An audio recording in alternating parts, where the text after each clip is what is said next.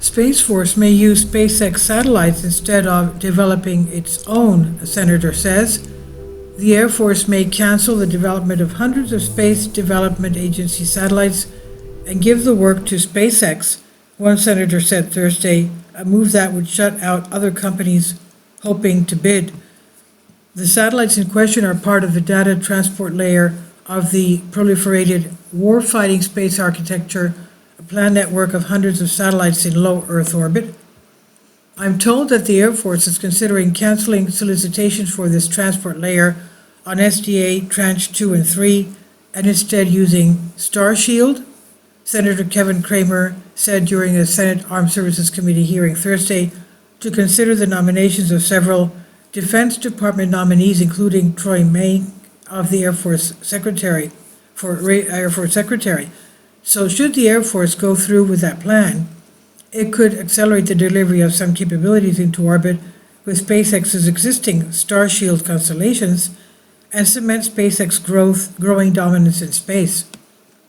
Cutting these bids means maybe 8 or more small, medium-sized companies will not be allowed to bid, Kramer said.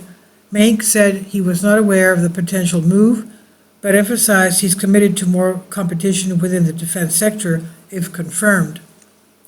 One of the things that I push for, particularly over the last 10 years, is to expand competition and expand the industry base.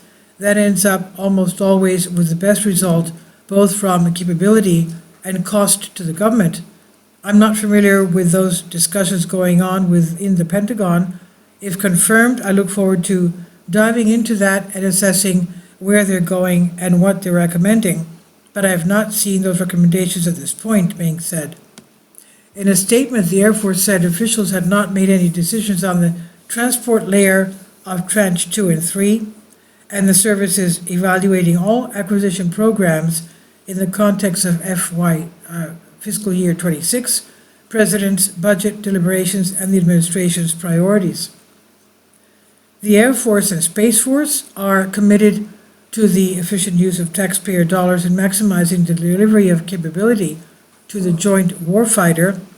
We look forward to sharing the status of our acquisition programs with our stakeholders in Congress and elsewhere when the FY26 budget is delivered in the coming months, the service spokesman said.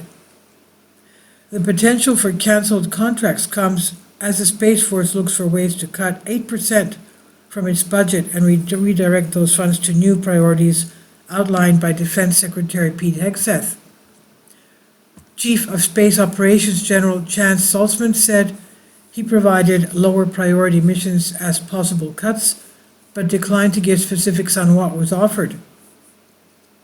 I'm hopeful that the Space Force will not take any cuts, and so I certainly don't want to talk about potential cuts that may not happen, because we want to keep everything we've got.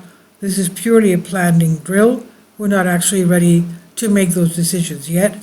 So I certainly don't want to talk about something before the Secretary makes that decision, Saltzman said. The Space Force will likely fare well in the administration's budget shakeup, since the service was created during President Donald Trump's first term and will be a key part of Trump's Golden Dome effect.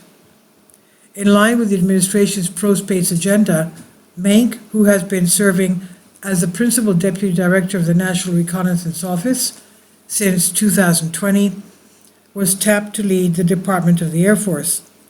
Unlike Trump's other service secretary picks, Mank has decades of experience in the national security and intelligence world.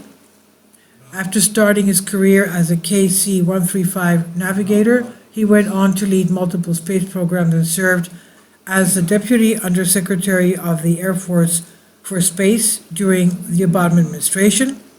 Mank sailed through a smooth confirmation hearing with no apparent objections from any senators. However, 2 Democratic SASC members have previously prodded Mank on his ties to SpaceX CEO Elon Musk after Reuters reported in February that Mank arranged a multi-billion-dollar contract in a way that favored SpaceX, leading the NRO Inspector General to investigate whether Mank had improperly skewed the contract towards SpaceX. These reports raise concerns about your ability, if confirmed as Secretary, to treat contractors fairly and prioritize the Air Force's mission over Elon Musk's business interests, Senator Elizabeth Warren and Tammy Duckworth wrote in a February 27 letter. This is from Defense One on DNYUZ. Please leave your comments, and thank you for your support. Please support my Patreon account. The daily posts are 5 videos daily, and they are totally different from what I have on my YouTube channel. Thank you so much for your support and that you find all my content so interesting. You'll find the Patreon account details in the description box below.